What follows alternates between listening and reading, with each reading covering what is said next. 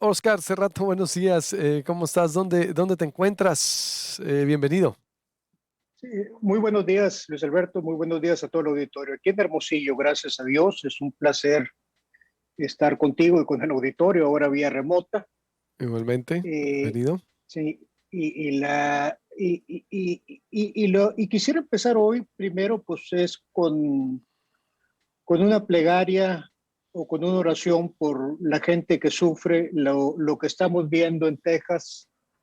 Pues es una gran tragedia que se viene a sumar a todas las tragedias que suceden día tras día relacionadas con la migración forzada de gente de los países de Centroamérica y de México. Lo que me preocupa es de que seguimos normalizando este tipo de cosas, porque todos los días vemos muertos, heridos y desaparecidos en este país, y además en los países de Centroamérica, y ya nos causa una gran consternación y es un efecto del día, pero el siguiente día viene el ciclo de noticias y nos gana y se nos olvida. Creo que es importante mencionar de que la deshumanización y la alienación a la cual estamos siendo sometidos por todos estos sucesos donde pues, niños mueren en este país y en este estado, donde mujeres mueren, donde hay desaparecidos, pues es preocupante y debemos de decir no es normal y debemos de salir de esta espiral de violencia, alienación y sobre todo no normalizar lo que está sucediendo. Eh, por otro lado, hace 2 semanas estuve contigo y mencionaba que la titular del ISAP designada no cumplía con los requisitos constitucionales y se había violado la convocatoria. Al siguiente día, tú tuviste a la doctora Beatriz Elena Huerta, la cual hizo una pues, débil defensa de su procedencia, diciendo, pues si el Congreso me nombró, quiere decir que automáticamente ya cumplo, lo cual pues hasta ternura da por una argumentación tan débil y el tiempo y los juzgados decidirán eh, si es procedente o no. Lo único que sí quiero dejar en el récord, dado que hay una alusión personal de la doctora Semí, donde me menciona como el licenciado Cerrato, pues quiero decir que soy ingeniero. Yo sí estudié y esa parte pues sí me duele, ¿no? Sí, Qué bueno que sí. lo aclaras, ahí a tiempo. Sí. Sí, sí, Ah, sí, son temas importantes, pero hablando de normalización, estamos ante la normalización de la violación de la ley. Mencionamos de que en este caso se viola la Constitución, mencionamos que en la elección del ISAP se viola la ley, mencionamos que en los nombramientos de 2 magistrados se violó el proceso legislativo, dado de quienes presentan el dictamen fue fue la mesa directiva, que por cierto no tiene, de acuerdo a la ley orgánica del Poder Legislativo, facultad de dictamen. Mencionamos de que el secretario de Desarrollo de Infraestructura y Desarrollo Urbano firmó un decreto sin tener facultades de firmar un decreto. Mencionamos que el Congreso presenta un dictamen con puestos inexistentes, que por cierto no se ha publicado en el boletín oficial una vez resuelto, pero no se corrigió en el proceso legislativo. O sea, quiere decir que no hubo y una enmienda a ese dictamen y seguramente pues están buscando cómo arreglarlo. Espero no hagan un cuchareo extralegal para corregir los errores de forma económica en los usos y costumbres del Congreso. El normalizar la violación de la ley, el normalizar que se viola el principio de legalidad un día sí y un día no, y otro también, perdón, tenemos de que, si tú recuerdas, cuando se hizo la ley de la Guardia Nacional, se debatió mucho sobre la pertinencia o no de un mando civil y de que no fuera un ente militar. En el principio de legalidad se viola flagrantemente todos los días en la Guardia Nacional, pues es una guardia bajo un mando militar disfrazado con una secretaria de seguridad que en realidad el mando lo tiene el ejército y eso hay que decirlo con su nombre. Entonces, en esta normalización que estamos viendo de lo trivial y de lo chusco en una mañanera que parece ser un ejercicio de la gran carpa que Cantinflas estuviera orgulloso o a lo mejor apenado de ello, estamos en una normalización de que todo se vale y que todo está sujeto a un ciclo mediático de 24 o de 12 horas y al siguiente día hay otro tema y otro tema y otro tema y los temas importantes no se están tratando. El tema importante que quería mencionar es las tasas de interés subieron 75 puntos base la semana pasada. Quiere decir que en el año hay un aumento de 225 puntos base o 2.25%. Nada más para que se den una idea del impacto que esto tiene, Sonora tiene una deuda de 24,000 millones de pesos.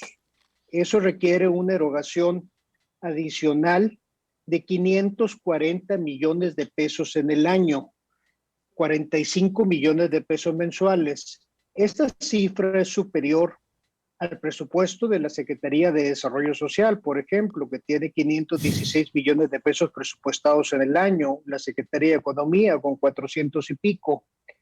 Por otro lado, Sonora está perdiendo el ingreso del IEPS de gasolina con el estímulo fiscal que el gobierno federal está dando a las gasolinas.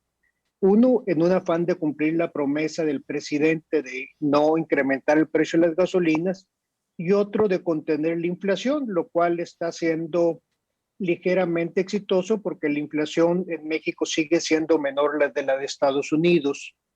Pero este IEPS de gasolina equivale a 80 millones de pesos al mes.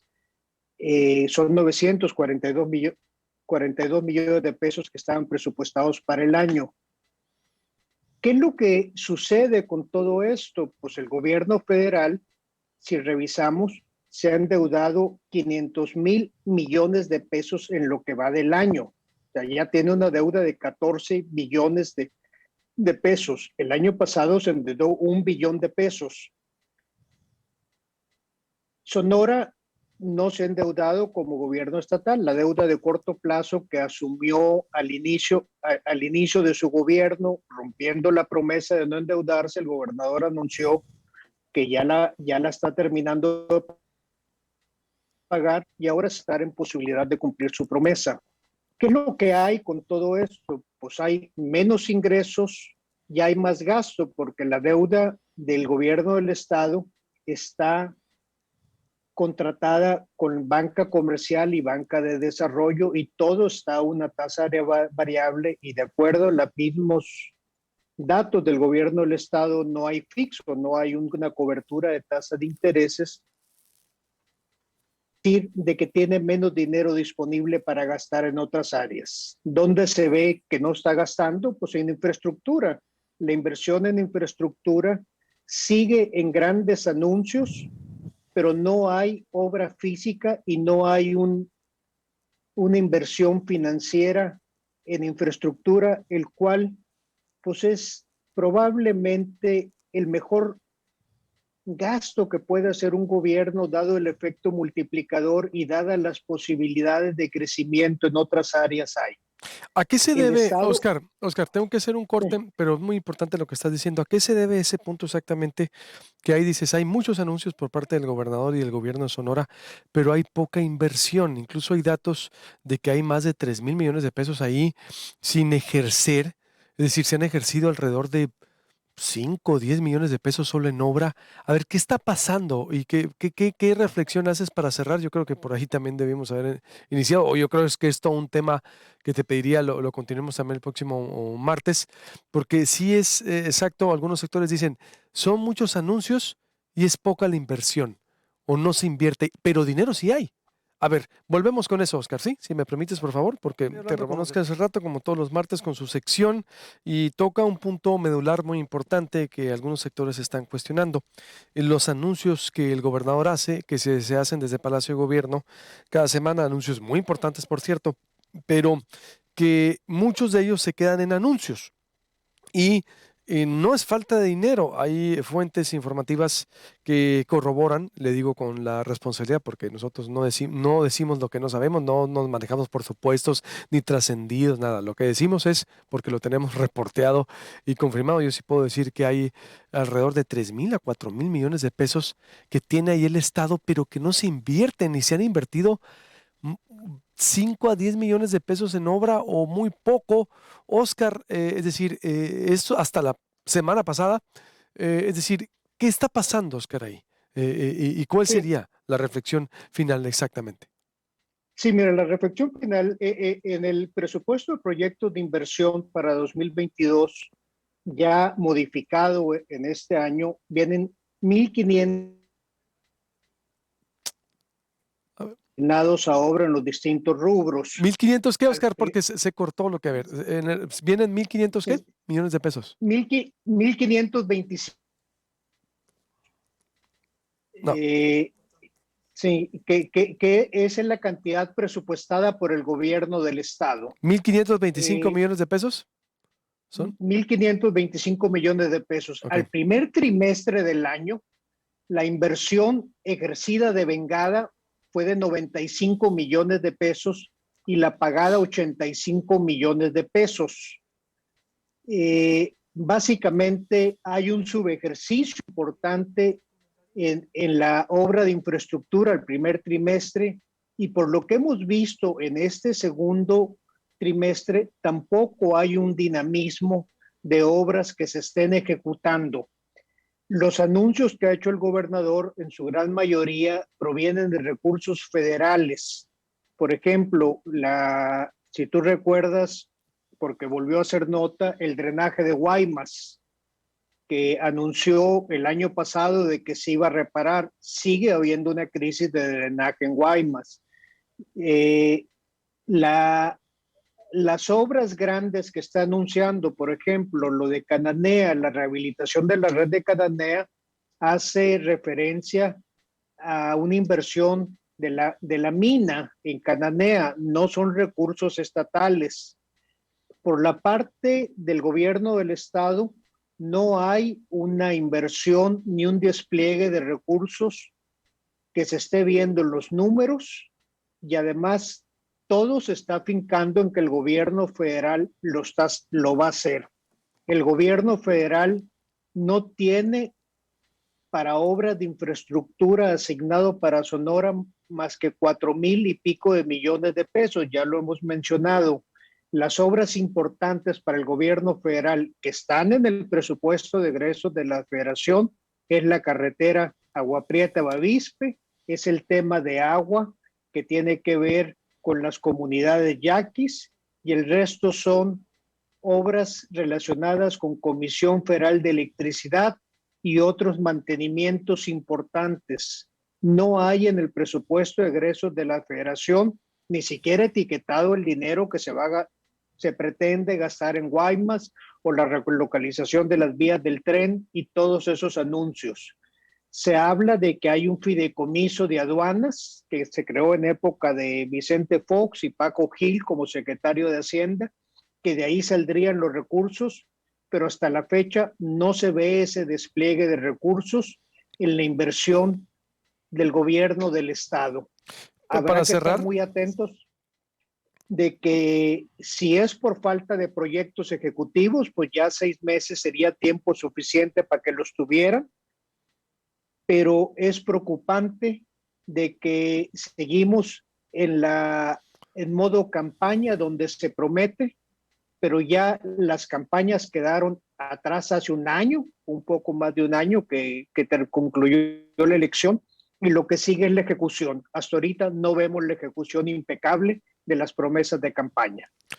Gracias, Oscar. Le daremos seguimiento al tema y sigamos entonces abordando y por supuesto que nos expliquen las autoridades. Gracias y buenos días.